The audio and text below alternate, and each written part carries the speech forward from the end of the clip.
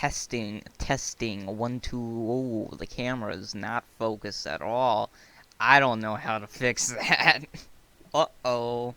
I mean, it usually looks like shit, because this is the desktop one I use for streaming, and it's fine when it's streaming, but when it gets real close like this, this is like found CCTV footage. This is wild. Hey, so, welcome, you trash goblins, and all members of the Nation of Defecation.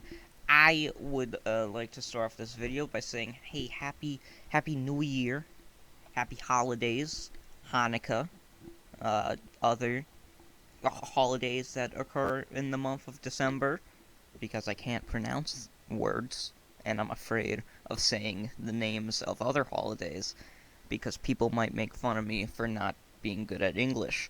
I want to do more wrestling content as we enter into the year, because wrestling is better than the things you like. That's right, I'm talking to you. Yeah. Wherever stupid, dumb shit you like, wrestling is better. It's You just have to believe me on this one. It's better. And this year especially has been a wild one for the industry. I mean, walkouts, insane releases, insane returns and debuts. Fucking Vince McMahon leaving his own company after like what, 50 years? Everything that's happened with AEW this year. It's been a wild ride. So we're gonna do some end of year awards for the wrestling industry. Now I might also do this with other things, video games, movies, TV, whatever, depending on how well this does. Um, so yeah, I guess before we get into it, one more thing I have to add is that this is not literally every single wrestling company on the planet. I haven't seen every match, every promo, every whatever. Most of this stuff will be from WWE, AEW, New Japan, bits and pieces of Impact, and a little tiny bit of Stardom. And also I guess Ring of Honor. So yeah, we're gonna do it. This first category is this year's top 10 best events. Alright, coming in at number 10 is going to be New Japan Pro Wrestling's Capital Collision. The first 4 matches of the card are kind of just standard New Japan style of undercard, where it's just like, fuck it, throw everybody out there. Lots of multi-man tag matches that really go over 15 minutes, and none of them really have that much heat. It's just kind of standard, decent wrestling. But the second half of the card was a wild one. Brody King gets a big time kind of like monster win versus Minoru Suzuki. Kind of interesting that this is a show that really celebrates the life of Antonio Inoki. And then Brody King almost does the Vader spot of just like completely destroying a legend. He had a very good 2022. Eddie Kingston and Tomohiro Ishii went to war with each other, which has only been topped by like their match that happened later at All Out. But the peak of the night was the main event for the IWGP United States title, which right now kind of feels like the top title in New Japan, because the reign of Switchblade Jay White has kind of, it's been alright. nothing special really. But Juice Robinson was able to beat 3 massive names in Jon Moxley, Will Ospreay, and Hiroshi Tanahashi. Capital Collision was a very fun show and was a big success in New Japan's continued expansion into America. I really hope that Juice Robinson finds his place in AEW, because he's been quiet since being signed. But yeah. Move on to number 9. It's going to be Impact's Slammiversary. A show so good, it got people to actually be interested in Impact for like a week, which is a really hard task. Unlike Capital Collision, the strength of the show was in the undercard, where both the excellent women's division and always great X division got to shine. Jordynne Grace established herself as kind of the top dog in one of the strongest women's rosters in the world, winning a fun Queen of the Mountain match. The Ultimate X match was extremely stupid as always, and Mike Bailey rightfully won. The Briscoes versus Good Brothers match really could have used a few more minutes as opposed to the very, very long main event between Josh Alexander and Eric Young. Just not into it. I think that's the main problem with Impact, honestly, is that their main event just isn't very interesting. But easily the best match of the night was Moose versus Sami Callihan as basically a death match, or a no holds barred match. Sami just kind of did his best Mick Foley impression, winning with 3 pile drivers, thumbtacks, so much barbed wire, table spots.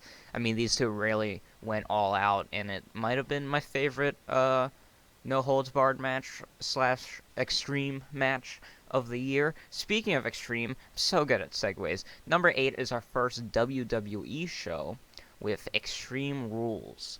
Only 6 matches on the night, but 4 of them were good to great. I really like how Triple H has been scaling back the number of matches per pay-per-view, but making sure that they all have, they all mean something, and they all will impact storylines and conclude storylines. The Brawling Brutes versus Imperium was probably match of the night in the opener. It was a very fun 6-man tornado tag that the crowd was so excited about. I mean, the spot where Brawling Brutes do the beats the chest of Gunther, or at least when Sheamus does it, and then the other two just join in and just start kicking them. That was great. Just fun, stupid 6-man action, which is sometimes WWE's biggest strength as a in-ring product. And then we also had an emotional match, one that was more story-driven between Edge and Finn Balor, which was kind of peak WWE storytelling with so much melodramatic, sweaty men grunting action. I mean, I Quit match are probably the funniest match type in all of wrestling, because the mic is always up to the wrestler's face for them to say I quit or not say it. So you just always hear them just going, no! Do you quit? No! It's always great. The ladder match for the Raw Women's title wasn't the prettiest match, but had some brutal spots. This was kind of more of an old school ladder match, where it's not so much flippy bullshit off of ladders and through ladders, but just genuinely using a ladder as just a weapon to beat the shit out of your opponent. Matt Riddle versus Seth Rollins was the main event, and while the match itself wasn't anything special, but still solid. It was a decent match. I like the fight pit. I like the senton at the end. That looked like a bitch of a bump for Matt Riddle to take. But it's kind of sad that his big win is overshadowed by the number one thing people care about when it comes to the show, which is the return of Bray Wyatt. One of the best moments of the year, as the crowd lost their mind, propelling the show from pretty good to downright great. I mean, Bray Wyatt's return was excellent. So much to analyze, parts being pre-recorded, parts being live action, before he just comes out of the door. And you can see him smile. He's probably not supposed to smile, but he's just so happy that the crowd likes him and has him back that he just cracks a smirk before just doing the classic run, and that closes out the show. Chills. One of the best pay-per-view endings of the year. Number 7. This might make some people mad. It's the cross-promotional mega card that was AEW x New Japan Pro Wrestling's Forbidden Door. A lot of people have this event as the number one of the year, and while it's great, I don't think it's necessarily up there, but still fantastic card. I mean, the best of both companies came together to just do some goddamn good wrestling, despite the very underwhelming build because of Punk's injury and COVID's and travel issues. Injuries really kind of, this one. FTR established themselves as the best tag team in the world at the time, beating United Empire and Roppongi Vice to become both ROH and New Japan Tag Champions. Insane, especially when they add the AAA tag titles, which they still hold all 3 titles. The first ever AEW All-Atlantic Championship champion was crowned as Pac beat Clark Connors, Miro, and Malachi Black, which was a very fun, chaotic four-way match. The debut of Claudio Castagnoli was a nice moment, and it led to a technical showcase against Zack Sabre Jr., which some people like Zack Sabre Jr. matches. Personally, I find them to be the most boring things in wrestling. But on the opposite end of that match was Orange Cassidy versus Will Ospreay, which was like the best. I want to say the best comedy match of the year, but that's kind of doing it a disservice because it was also just a fantastic match from a in-ring perspective. As just it was one of the highlights of the year for me. Uh, Jon Moxley was also crowned interim AEW World Champion and began one of the best title reigns in AEW history, which even though, and I was shocked when researching this, it only lasted about like 3 months. And like he basically wrestled on every show, constantly having banging matches. Moving on, number 6 is the most recent WWE pay-per-view, Survivor Series. The big gimmick of the show was the 2 War Games matches, and both of them offered something a bit different. The women's match was a great opener and filled with crazy spots. Io Sky's moonsault off the top rope, Rhea Ripley fucking up everybody. Becky Lynch's big return. It was good, and the men's War Games match was brutal, emotional, almost cinematic, with so many little character interactions broken up by big set pieces. Other matches were solid as well. Finn Balor vs. AJ Styles had a slow match that did a good job cooling down the crowd and really escalated over time. And the U.S. Triple Threat was so much fun. Like, triple threats are easily WWE's bread and butter. And Seth Rollins just incredible throughout the entire year. Now we're entering the top 5, ladies and gentlemen, which is the best WWE pay-per-view of the year, which is Clash at the Castle. Drew McIntyre should have won the main event, goddammit.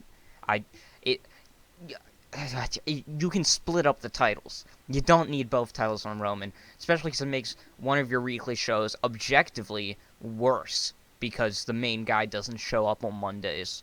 And just, he was the most overmanned company in his home country of Scotland, also known as Wales. I think Wales is a town in Scotland, I'm not sure. His home continent of Europe. Outside of that, I have zero complaints. The main event itself was peak WWE big match style. I mean, Gunther and Sheamus had a match of the year caliber brawl, which was just so goddamn brutal. Other highlights tonight include Seth Rollins beating Matt Riddle.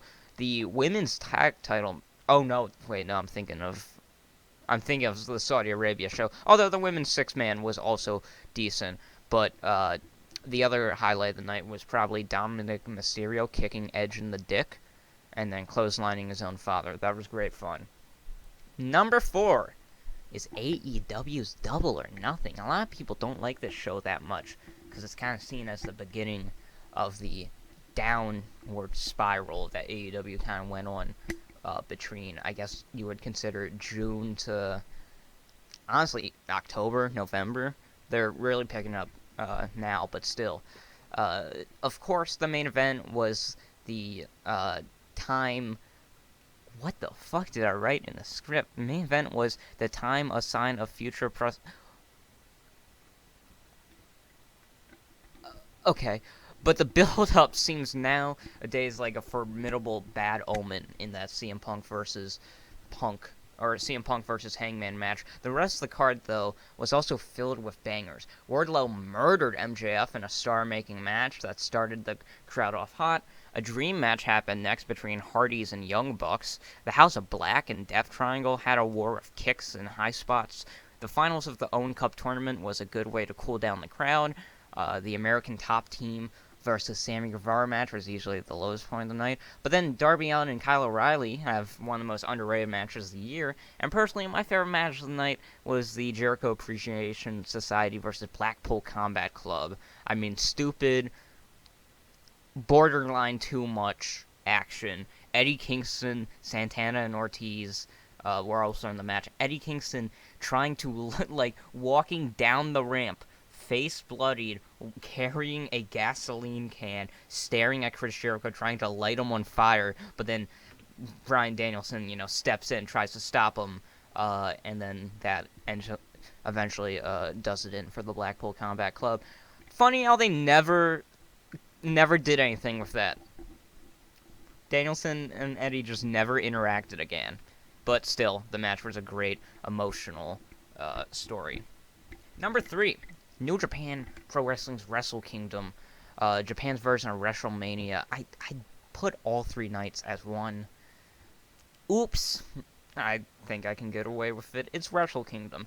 This year was actually kind of tame compared to most years, which tells you everything you need to know about New Japan. That's still at number 3. I'm not just going to list some I'm just going to list some matches for you to go watch. United Empire versus Los Ingobernables de Japan. Shibata versus Narita. Evil versus Tomohiro Ishii. That's a hoss match. Naito versus Jeff Cobb, and of course, Ospreay versus Okada. I mean, it's Ospreay versus Okada. The second best show of the year, and I feel like it really comes down to 2, and they're both AEW pay-per-views, but number 2 is going to be AEW Revolution in March. This is seen as the last show of AEW's kind of golden age, or like where they really peaked from summer of 2021 to, I guess, summer of 2022. Multiple of these matches will show up on my favorite match of the year list, but I also want to mention Eddie Kingston versus Chris Jericho, the start of the longest rivalry in wrestling history. Jurassic Express defended their titles in a fever dream of a match with Red Dragon and the Young Bucks. Wardlow won a very stupid but fun ladder match to get early access to the new Sonic game or something. I don't know why they have a big ring. And Hangman Adam Page, my favorite man on the planet, had a good title defense against Adam Cole, although I think their no-holds-barred match on Dynamite, was a bit better. And, drumroll please. That was the saddest drumroll we've ever done.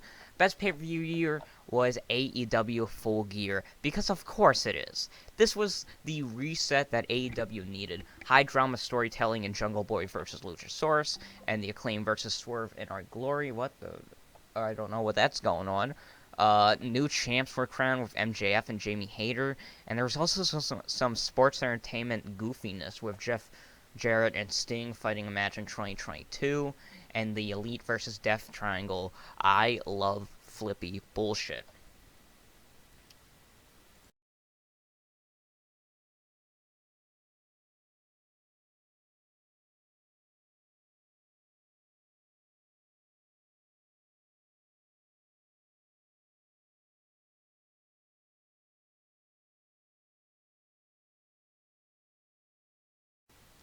The next category we are going to be doing is is the best women's wrestlers of the year. Now, women's wrestling has been pretty good this year in Impact, Stardom, even AEW improved substantially.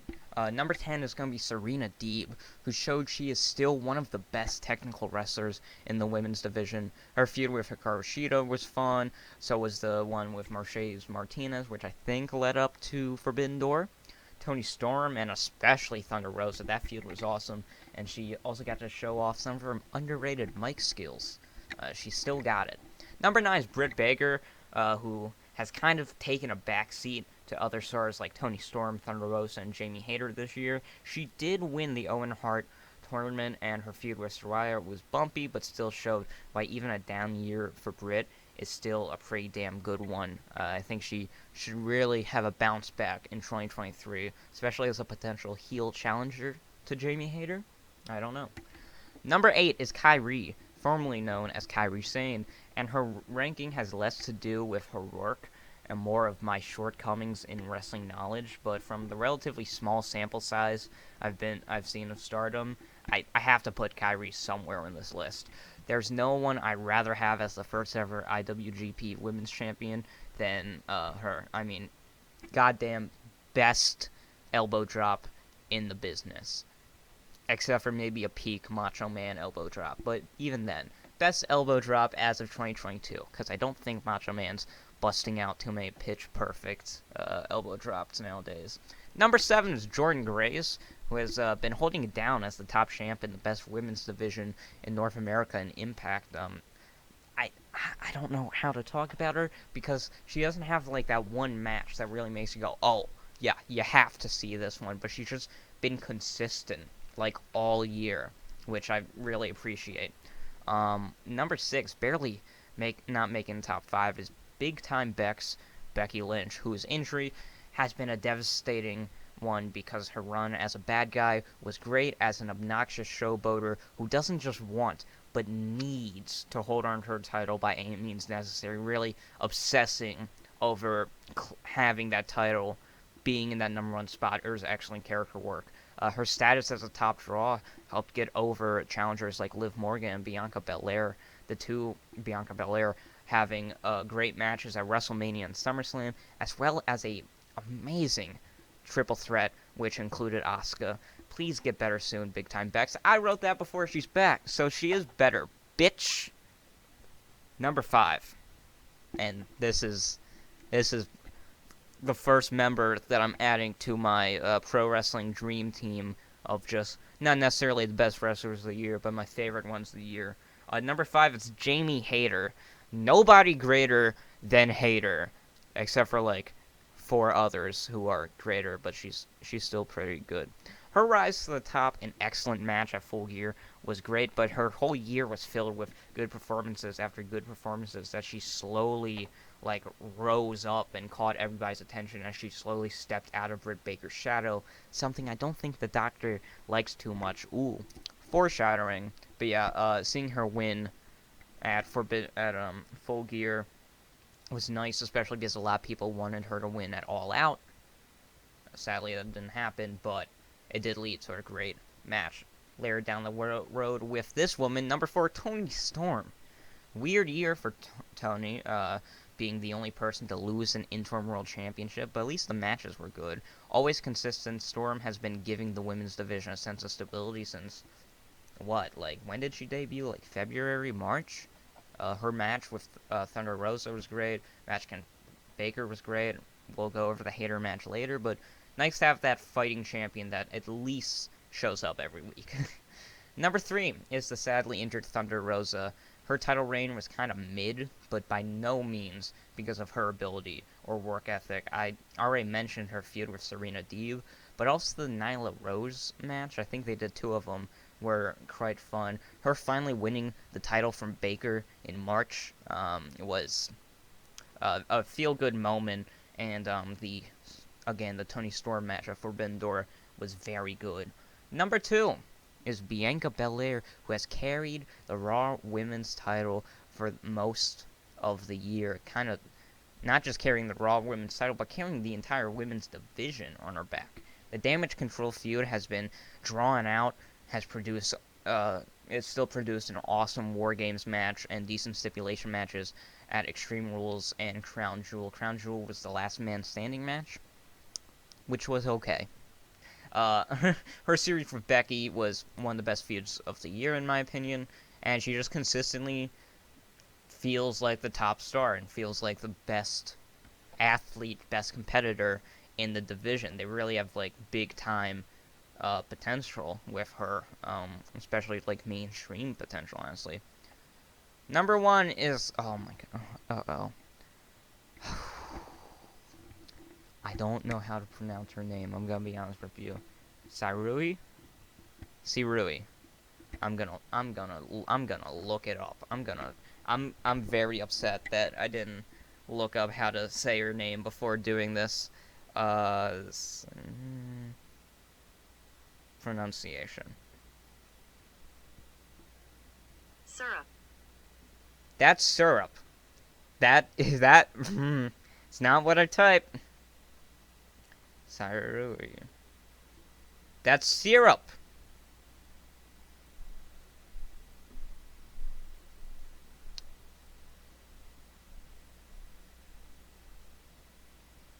Sarui.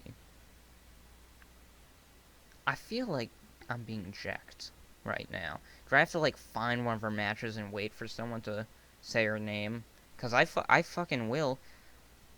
Oh, okay. Her last name is Kondo. So, Wait, that's who I'm talking about, right? Yeah. Uh, we're just gonna call her Kondo. Kondo is very good. Even my casual fan soul can't deny her. I mean, just watch all of her matches with Utami Hayashida, the champion of Stardom. She's so goddamn good. Of course she's number one. I mean, come on. You gotta be realistic.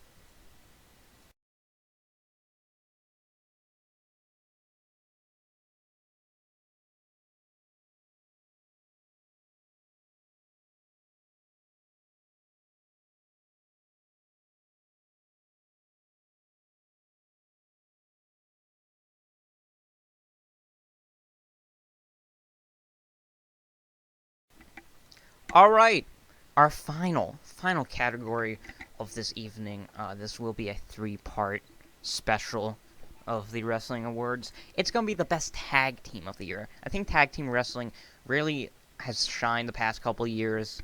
Um, Impact has a weirdly decent tag division. New Japan and especially AEW has just completely saved tag team wrestling, in my opinion. That's one of the best things they've done since becoming a company in 2019. Number 10 is the Briscoes, the big ol' country boys from Delaware, who might be the best independent tag team, having great matches in both Impact against the Good Brothers, Ring of Honor against FTR, and when it comes to this recent revival of tag team wrestling, credit needs to be given particularly to the Briscoes. Their series with FTR for the ROH tag titles, and they're having another one tomorrow as I'm recording this at ROH Final Battle, so that should be great. Briscoes are very good, and they've been very good for a while. Number 9 is the Motor City Machine Guns, who always bring great matches every year in Impact. The fact that they aren't tag champions right now is insane, because they always are the highlight of Impact, whether it's against Bullet Club members or the before-mentioned Good Brothers, Violent by Design. These guys better be placed in a higher spot on the card by the end of next year. I mean, I think the current tag champs are Heath Slater, and Rhino, who were an interesting comedy tag team like 6 years ago at this point in WWE. Come on, give us the Machine Guns. Number 8 is the Young Bucks, who could have been top 5 without the near 3-month suspension. What I love about the Bucks is their consistency. No matter where they are, they add to every card they're on. So many bangers. The 6-man tag run with Kenny Omega versus FTR, Jurassic Express, the Hardys, the triple threat with Jurassic Express and Red Dragon. Everything they do, they always have potential to be the match of the night. Number 7, Jurassic Express. Most of this entry comes from their first half of the year before the team broke up, obviously. I love tag teams that feature two completely different styled wrestlers who just mesh together. It adds a lot of diversity to their matches, because when it's a big guy and a small guy, I mean, that just adds more matchups than, say, the Young Bucks, who both are basically identical in ring style and appearance. Their tag title reign from January June was a quality anchor in every AEW show, although I think they kind of got slated. I really think they deserved a bit more. Just barely landing outside the top 5 is the Usos, who have been tag champs all year. They are now the longest reigning WWE Tag Team Champions of all time. They really don't always get to show off how good they are, but when they have the opportunity to, they show why they're one of the best teams in history. From beating RK Bro to unify WWE's tag titles, to their bangers with the Street Profits and Brawling Brutes, to the emotional epic that was their match with the New Day, what has really impressed me is the character work within the Bloodline stable, including the Usos, the turmoil, and the fact that all 6 members of the group are such different and unique characters makes SmackDown must-see television, which is not something I'd say last year. I mean, giving Jey Uso's hot-temperedness versus Jimmy's more laid-back approach, I mean, it's a simple black and white thing to separate the two characters, but hey, they seem like different people for the first time in their career, so that's nice. Now, we're moving on to number 5 with the Lucha Brothers, who've done excellent work, mostly as 2/3 of Death Triangle. I don't really know what I could say about the Lucha Bros because they're just so good in the ring. Their reign with the trios title has been much better than expected given the circumstances. Um, El Cierro, Miero, forever. Number 4 is I'm gonna get a lot of heat for this one, but like looking at this year in wrestling, I have to say number 4 is FTR. Who I was 100% sure was going to be number 1 as late as like August, but they've kind of lost steam since then because this year was still excellent for them somehow. I mean, being tag champs in both the number 3 and number 4 promotions in the year, also AAA, is pretty impressive. Briscoes, Young Bucks, Swerve in Our Glory, Roppongi Vice, United Empire, everybody gets a good match out of FTR because they're the best. Their Acclaim match on Wednesday, very damn good. Number 3, finally, we're not talking about AEW tag teams. Sorry, they're very good at tag teams. Number 3 is the United Empire, who've been the best stable in New Japan all year. Consistently great work is kind of just a given with this team. Let's on CageMat.net, which is the wrestling database where I use to refresh my memory on this year of wrestling. They are listed to have 130 matches this year, which is a wild amount of work ethic, only matched by me, of course, the most consistent and high-quality YouTuber on the internet. You know it. Number 1 and number 2 are a real toss-up, but the runner-up for this category is going to be the Acclaimed. Everybody loves the Acclaim because they might be one of AEW's biggest homegrown success stories.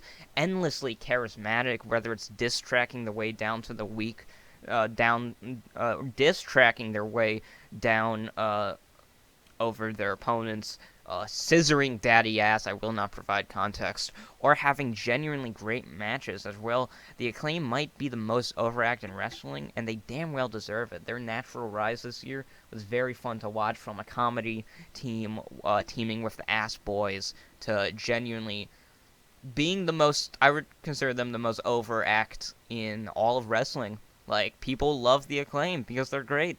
They're endlessly entertaining. I mean, they have like big star potential, and I'm glad AEW finally capitalized on it. The best tag team this year it's Swerve in Our Glory. Oh, they're so good. Remember what I said about Jurassic Express? The same applies to this team. 2 ultra charismatic guys, genuine world title potential for both of them, joining together and partying with Rick Ross. I love to see it. Accusations.